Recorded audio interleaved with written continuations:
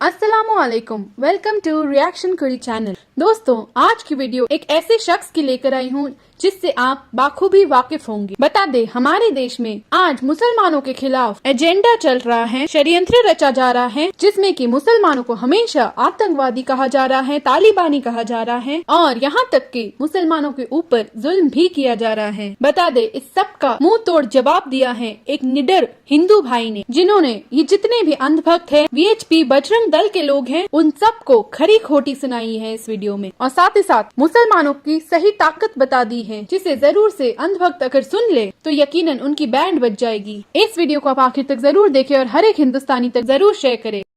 नमस्कार दोस्तों, मैं विनय दुबे मुंबई से।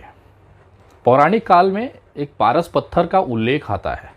हमारे हिंदू धर्म के ग्रंथों में, हमारे सनातन धर्मों में ग्रंथों में एक पत्थर है, पारस पत्थर, जिसका जिक्र हमेशा आता रहा है कि वो चीज़ अगर किसी को छू दे, पारस पत्थर अगर किसी को छू दे, किसी सामान को, वस्तु को या लोहे को, तो वो सोना हो जाता था।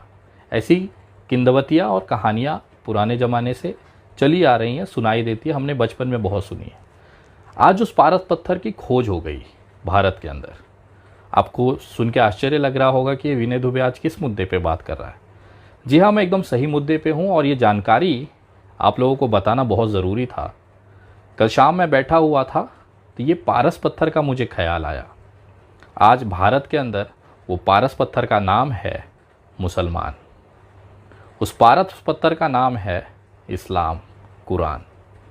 जी हाँ, ये एक ऐसी चीज़ें हैं, मुसलमान एक ऐसी चीज़ हो गई है कि जो भी इस चीज़ को करीब जाएगा, जो भी इस चीज़ से उलझेगा, वो सोना हो जा रहा है।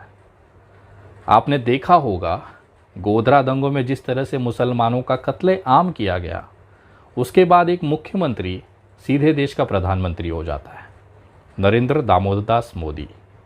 जिस पार्टी में नरेंद्र दामोदर दास मोदी जी हैं, उस पार्टी का शायद ही कोई बंदा होगा जो इस मुसलमान शब्द से अछूता होगा, इस्लाम से अछूता होगा या कुरान से अछूता होगा, क्योंकि इनके लिए कुरान, इस्लाम और मुसलमान ऑक्सीजन से कम नहीं है। जिस तरह से हम ऑक्सीजन अंदर लेते हैं तो हम जिंदा रहते हैं, उसी तरह से देश में एक बड़ा तबका है जो बिना मुसलमानों के नाम लिए ज़िंदा रह ही नहीं सकता।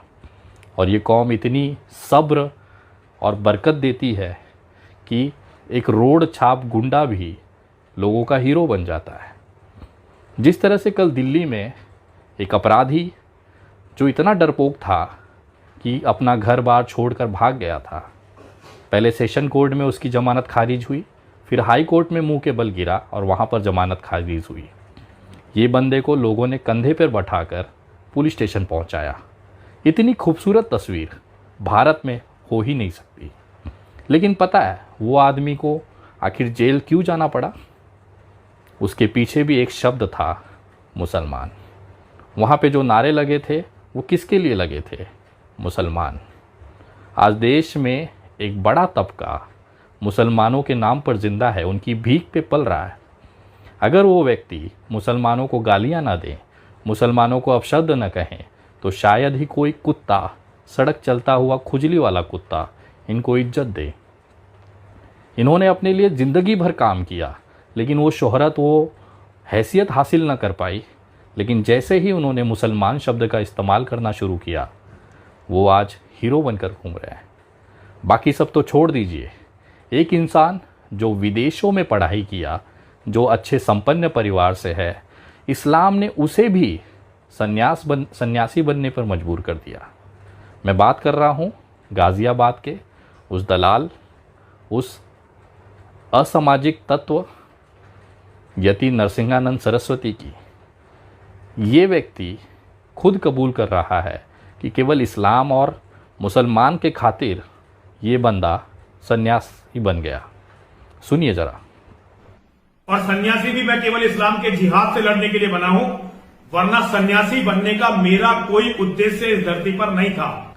ये तो ताकत है भारत में इस्लाम, कुरान और मुसलमानों की, कि जो भी व्यक्ति मुसलमानों को या तो गरिया दे या उनके साथ हो जाए, वो हीरा हो जाता है, सोना बन जाता है। जैसे पारस पत्थर होता है कि इस कौम को अगर आपने छू दिया तो आप हीरा बन जाओगे, सोना बन जाओगे। और यही शॉर्टकट आज पूरे देश में देखा जा रहा है।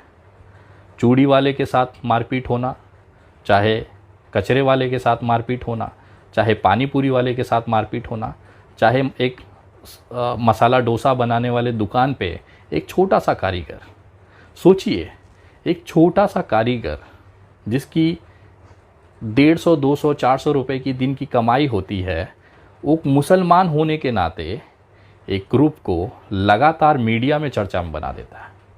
ये तो ताकत है मुसलमान और इस्लाम की कि एक अदना सा इस्लामिक मुसलमान व्यक्ति उन हिंदू नेताओं को चमका देता है जो अपनी पूरी ज़िंदगी अपना पिछवाड़ा रगड़ देते हैं, लेकिन गली के बाहर उनकी कोई औकात नहीं होती।